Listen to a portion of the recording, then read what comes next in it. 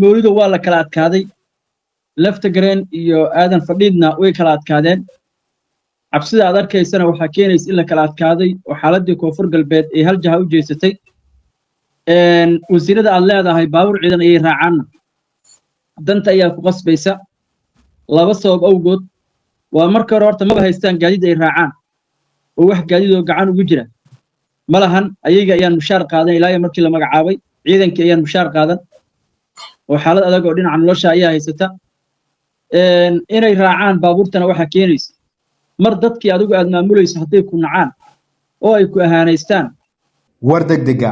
hogaamiyaha dowlad goboleedka koonfur galbeed Soomaaliya la sheegay in loo doortay ee doorashada qof iyo codka ahayd ee lagu muransanaa ee koonfur galbeed ka dhacday ku soo baxay Sheekh Aadan Madoobe oo tan iyo markii xilkaasi loo dhiibay aan banaanka uga soo bixin xarunta madaxtooyada in safar uu aado magaalada Muqdisho maahina ayaa maanta markii ugu horeysay ka soo baxay madaxtooyada koonfur galbeed isla markaana booqday xerooyinka ciidanka dowladda federaalka Soomaaliya ay ku leeyihiin duleedka magaalada Baydhabo ee xarunta gobolka Baay haddaba maxaa safarka iyo socdaalka Aadan Madoobe uu ku booqday xeryaha ciidanka dowladda federaalka Soomaaliya waqti xaadirkan ku soo beegay maxay tahay hadaladii uu u jeediyay ciidankii uu maanta booqday xaaladda guud ee koonfur galbeed dhaqdhaqaaqyada Baydhabo duleedkeeda ciidanka lafta gareen ay ka wadaan cabsida haysata Aadan Madoobe iyo sidoo kale xaaladda amni darro ee magaalada Baydhabo ka jirta oo Aadan Madoobe maanta isaga laftirkiisa uu muujiyay oo banaanka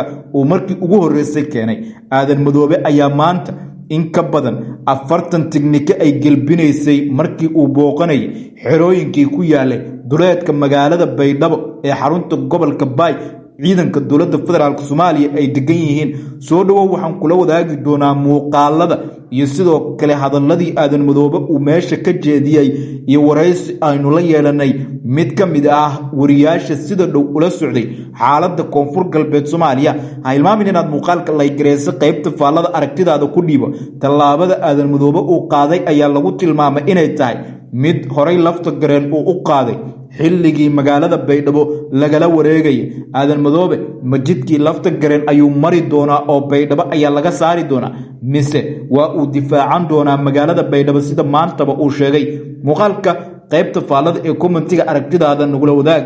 wahagaaga Aadan Madoobe ayaa tan iyo markii xilka loo dhiibay markii ugu horeysay waxa uu banaanka uga soo baxay xarunta madaxtooyada dowlad goboleedka koonfur galbeed Soomaaliya isaga oo booqday xerooyinka ciidanka dowladda federaalka Soomaaliya ay ku leeyihiin banaanka magaalada Baydhabo ee xarunta ku meel gaarka dowlad goboleedka koonfur galbeed Soomaaliya halkaas oo uu kula kulmay ciidamada dowladda federaalka Soomaaliya ee halkaas fariisimaha kule iyo sidoo kale ciidanka koonfur galbeed Soomaaliya arinta la yaab kale ayaa noqotay Aadan Madoobe in garbihiisa aan lagu arkin ama socdaalkiisa aysan qayb ka ahayn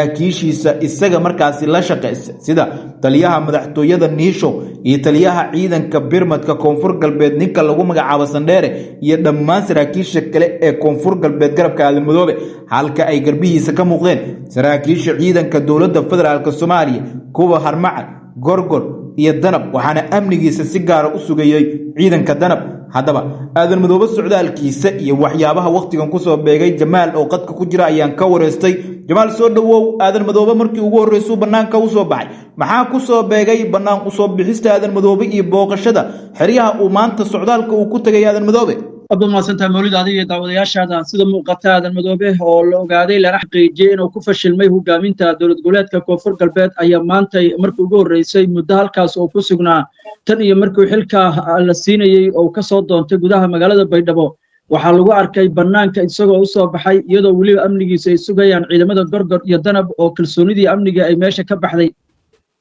ciidankiisu ku sugnaa xarunta madaxtooyada gudaha waxa laga reebay gawaaridii lagu yaqaanay Aadan Madoobe iyo sidoo kale askartii waardiye jirtay intaba taasoo la dareemay inay jirto xaalad amni oo uu ka cabsanayo inay ka soo gaarto arintani inta uu safarka ku jiro midda kale waxa xusid mudan in ciidamada awsom oo banaanka u baxay darteed oo u soo aaday banaanka oo markuu xaqiijiyay in amniga aysan hadda weerarka banaanka ka jirin ay markii ugu horeysay oo banaanka u soo baxayo Sheekh Aadan Madoobe wuxuu wajahayaa 4 caqabadood oo waaweyn oo kaga imaanayso gudaha dadka reer koonfur galbeed midda koowaad wuxuu ka wajahayaa siyaasiyiin ay muddo dheer saaxiibo ahayeen oo ugu horreeyo guddoomiyaha baarlamaanka dowladda federaalka ee Soomaaliya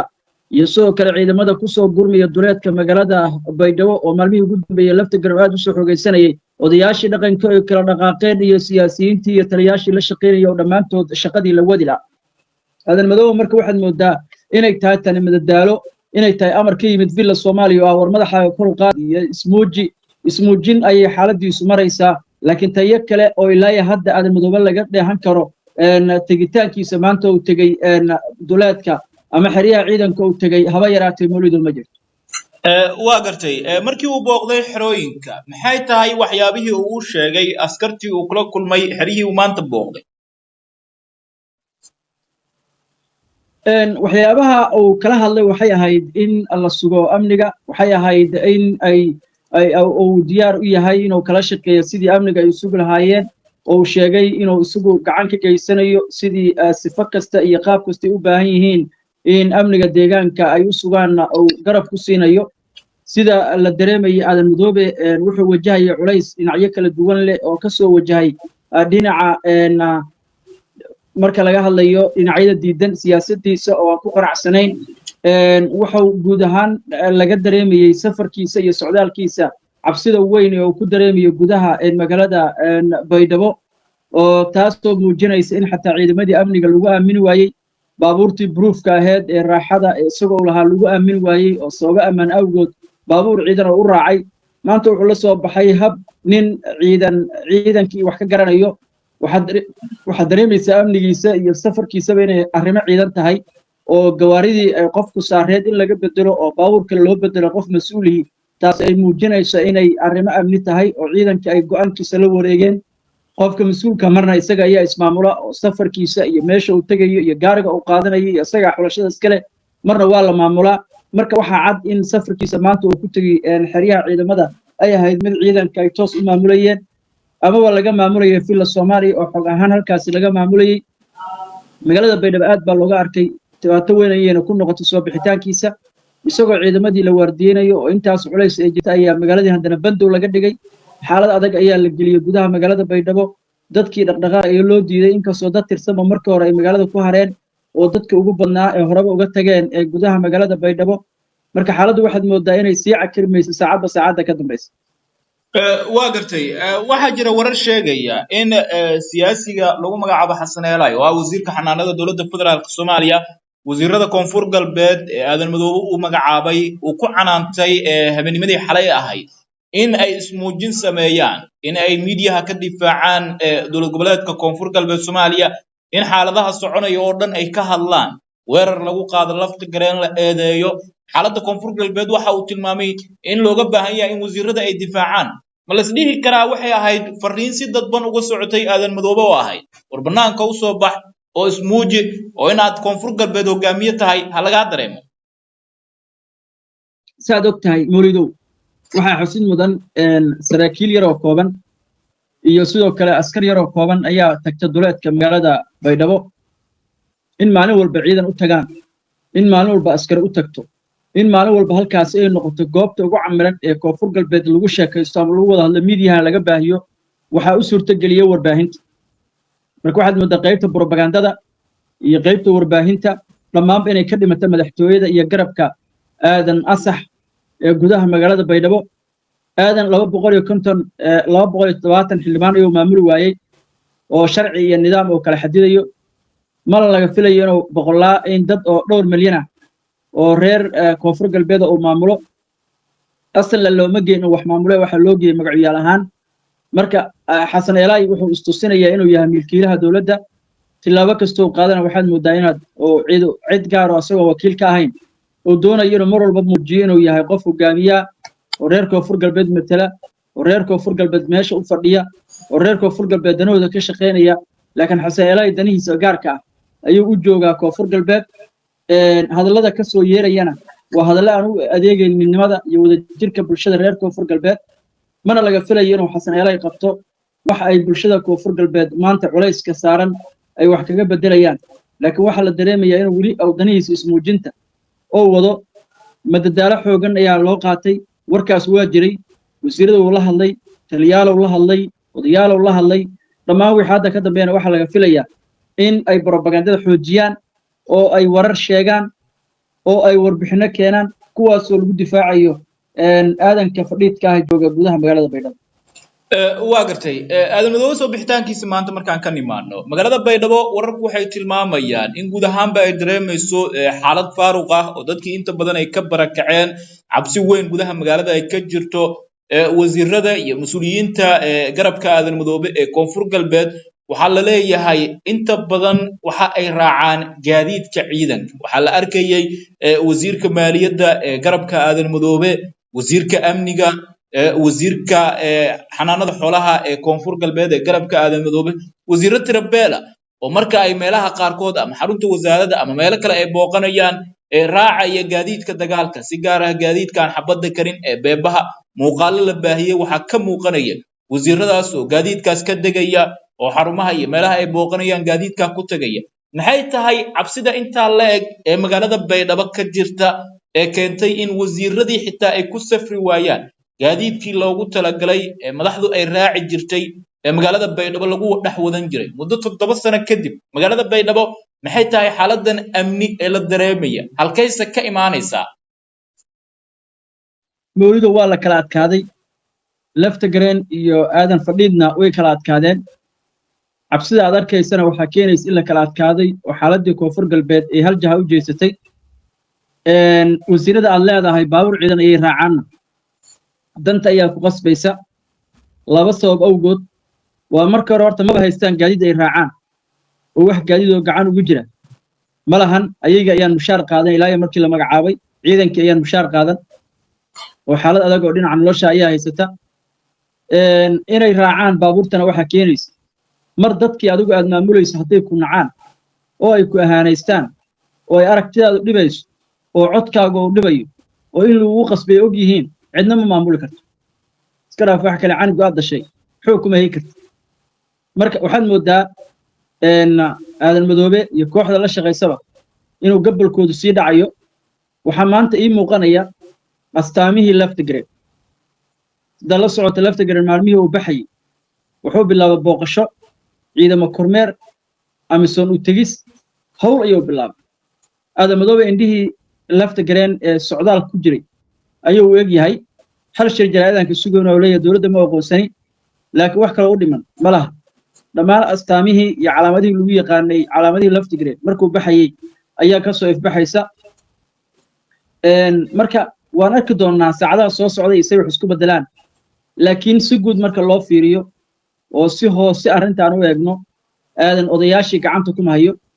siyaasiyiintii gacanta kuma hayo saraakiishiina gacanta kuma hayo magaaladuna way haawanaysaa dadkii gacanta kuma hayo shacabka way ka barakaceen dad yaroo kooban ayaa ku haray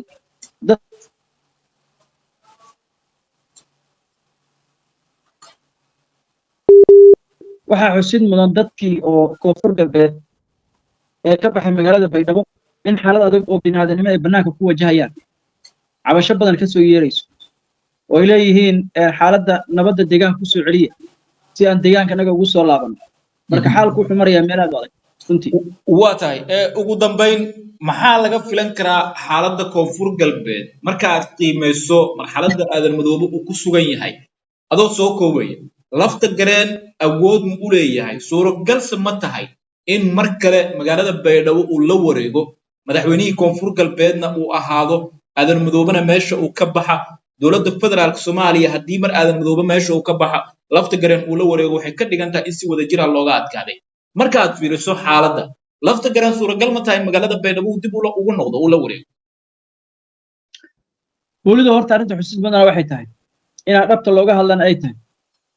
ciidanka lafta gareen Baydhabo duleedkeeda jooga inta Baydhabo weeraraan dab waa ka kici karaan dagaalna waa ka sameey karaan saacadana waa haysan karaan laakiin rajo lagama qabo inta lafta gareen ciidan ku taga magaalada Baydhabo inuu ciidan ahaan ku haysto oo sidaas uu madaxweyne ku noqdo amiinka xalad tagayay haddii qof saas ku joogayso aadan madoobe ka ciidan badan dowladdii wata halka xaaladda waxay maraysaa meeshii uu taliyo shub lahaa anaa laandheera oo boqolaal ciidan ayna heli karaan marka aadanoo haddii dhinacaas loo fiiriyo ciidamo intuu raba dalba kale hadday diyaaratay haddii kuwa dhulka socda la heli karo ayaa wax dhaqaaji waaye marka laftigeena magaalada waa weerari karaa waa carqaladeyn karaa haddii laakiin aadan madoobe uu waayo taageerada dowladda tusaale ahaan oo kale dowladda federaalka ciidamadeeda baydhabo ku sugan haddii lagu amro inaysan dagaalka aadan madoobe ciidankiisii iyo kuwa laftigeena aysan qayb ka noqon suurtagalnimada in laftigeena magaalada baydhabo uu la wareego haddii aadan madoobe garabkaas uu waayo taas shak kuma jirto dowladdu haddii garabka aadan madoobe ka baxdo waa la hubaa saacada inaysan ku qaadanin laftigeena iska dhaaf laftigeena maba soo gaaraya magaalada baydhabo inta uusan soo gaarin dadka shacabka ee dhiban oo ku jira gudaha magaalada baydhabo ayaa ka eriyaya xafiiskida ama asagaba ka tiineynaya iska dhaaf in ciidanka laftigeena ay soo gaaraan marka taas waa xaqiiq haddii dowladdu ay maanta tiraahdo ciidamadeeda kala soo baxdo aadan madoobe wuxuu ku qasbaya tiknikada dowladda inuu soo raaco xataa diyaarad tigniku soo goosan karo ayagoo soo dabagelaya ciidamada cabdibalayaasha ay wataan hadda waxay moodeen inuu sii baranaya sida loo raaco cabdibalayaasha iyo baabuurta xabaddu aysan karin oo baabuurtii saraakiisha isticmaalayo marka waa arki doonaa maalmaha soo socday xaalku soo noqda laakiin haddii lagu fasaxo oo la isu daayo labadooda waa la hubaa laftigeena ayaa soo haray